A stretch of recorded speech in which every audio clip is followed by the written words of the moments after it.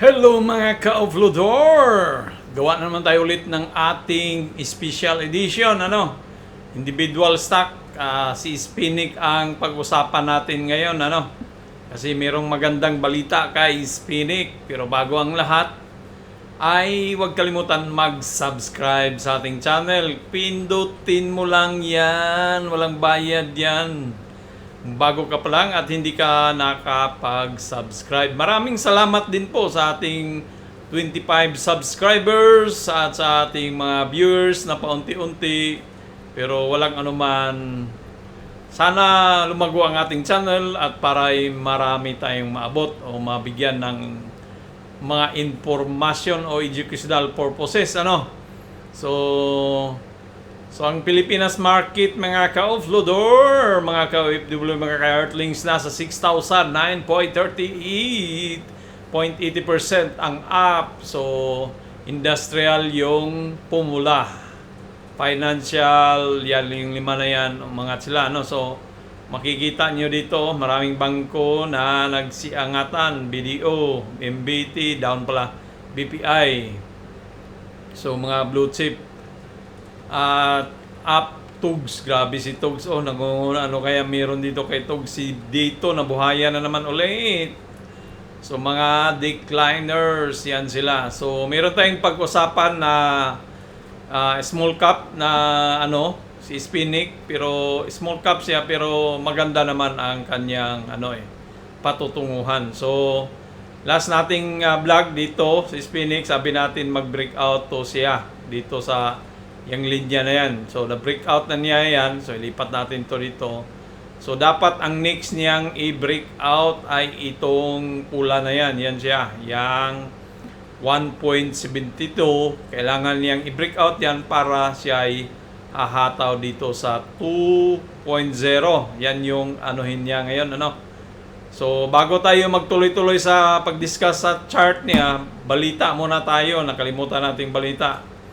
So si Imgene, Imgene is Meralco yan, renewables, Spinik, merger. So kailangan mag-merge na sila ng Imgene. Kasi ang Imgene kasi Meralco, si tawag nito, si Pangilinan, siya yung may malaking porsyento na dito sa Spinik . Dati si Libestito, di ba? So tapos bininta niya yung mga share niya. So si Meralco na ngayon ang may malaking hawak, kaya nagbabalak silang emerge nila, pero nandyan pa rin yung company na Spinik, kasi ang sabi naman si Spinik ay siya yung namamahala doon sa ginagawang solar project ng Mtira sa New Ecija at sa Bulacan. So yan renewable arms. So ito yung magandang sinyalis na gaganda ang takbo nitong Spinik. Dudumugin to ng mga investor, Kasi sabi nga ni April Tan, sana yun? Sabi ni April Tan, most likely they want to take advantage of favorable sentiment toward renewables right now while the price of fossil fuels is elevated. So ang lang dito, meron silang re-IPO. So yung merger mangyayari sa fourth quarter, so sa katapusan ng taon na to. Tapos may balita na mag-re-IPO sila o re-initial public offering ngayong 2027, sa first week ng 2027 siguro mangyayari. So pero bago pa yan mag-re-tender offering ay kailangan nating kumita muna dito habang maganda-ganda pa, kasi yung hindi natin alam kung ano yung desisyon nila, anong presyo yung nila sa pagdating sa mag-re-tender offer. So titingnan natin kung So, pero sa ngayon wala pa naman, malayo pa yung yung 27. So dito muna tayo na muna. So kanina pumasok, may mga buyers na pumasok. Umataw yan dito sa taas na 1.68. Ang problema, nagkaroon ng sell order. So dito humataw siya. Kung titingnan natin sa 1 hour time frame, yan bullish na bullish. So bullish diyan. Pagdating dito, kasi may sell order block diyan . So, mayroong nagbintahan dito, nag-doji. So, nag-close siya dito sa 1.64, ano. So, titingnan natin bukas kung babalik ba to si Ispinic dito sa taas. Kailangan niyang i-break yang, ito muna, dito. Sa small time frame, kailangan niya i-break yung 1.66 para maging 1.72 siya, ano. So, titingnan natin kung kakayanin ba niyang i-break ito bukas. Diyan sa taas na yan. O, ganun ba? Ganun, parang ganun. So, kailangan niyang i-break yan siya, no? So, tapos para doon siya diretso sa 1.72. So, kung titingnan ulit natin doon sa big time frame, sa 1D time frame, so, na-break na to niya yung ano na yan. So, tanggalin natin yan kasi ang pattern na kasi ginawa niya is trumpa eh. Yung trumpa na yan, so, galing sa kumikipot siya, tapos bumubukaka, lumaki. Di bukaka na babae. So lumaki siya parang trumpa, Ibig sabihin ito, bullish to siya na, Kasi kung susundan mo yung pattern, so dito talaga, kailangan niyang umabot dito sa dos, si Ispinic kasi nga lumaki. Kasi nandito siya sa, ngayon nasa baba siya, Nasa baba siya ng trumpa, ng trend line natin. Ibig sabihin, ay aangat na naman yan siya kasi baba na siya. So, kailangan niyang umangat sa taas at pag umangat yan doon, dito yan sa taas, diyan. So, maaaring na mahit nitong yung 2 piso.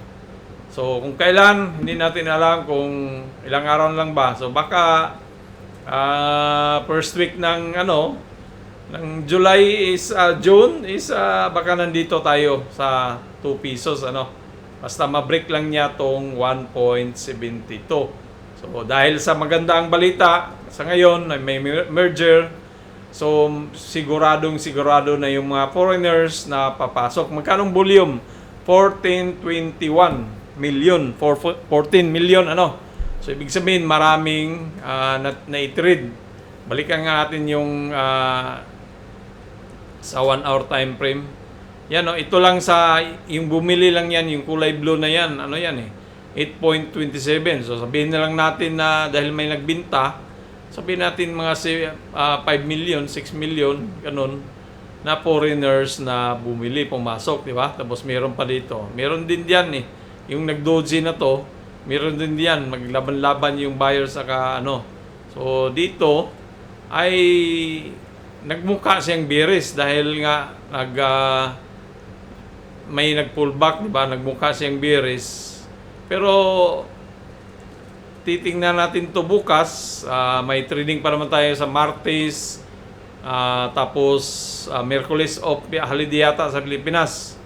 So tapos balik naman sa Huwebes at saka Biyernes. So kailangan bukas malaman natin na walang lalabas na kasi may holiday. So duda ko nito, ito babalikan to bukas hahataw to ulit siya. So dito yan, yan. So titingnan natin.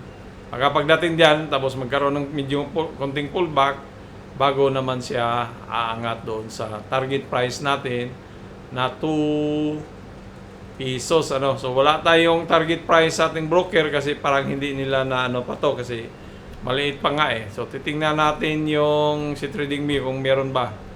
So buy naman yung technical ni TradingView, titingnan natin kung saan yung presyo ng buy niya. So 1.6, 1.65 yung buy. Tingnan natin sa 1 week. 1.6 pa rin yung malaki. Sa 1 month, isang buwan.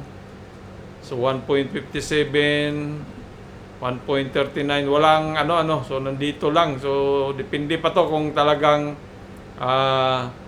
o baka magkonso-konso muna siya diyan, So meron tayong hawak na 1.67, kung abot man kahit 1.72 is malaking bagay na rin yan, 2% or 3%. So malaking pira na yan kung may kikitain na rin tayo diyan, So depende to.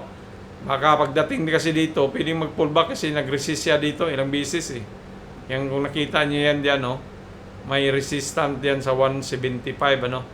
So banda talaga dito. Pero sa ngayon ito lang muna ito yung pinaka ano natin kasi may kunso dito yun nagkunso siya dito. So ibig sabihin kailang i-break niya to para humataw siya diyan, parang kukuha siya ng lakas So kaya titingnan natin sa mga darating na araw si Hispanic o engine na maging engine. So yan ang ating review kay Hispanic. So huwag kalimutan mag-subscribe sa ating channel para naman tayo ay lumago So maraming salamat.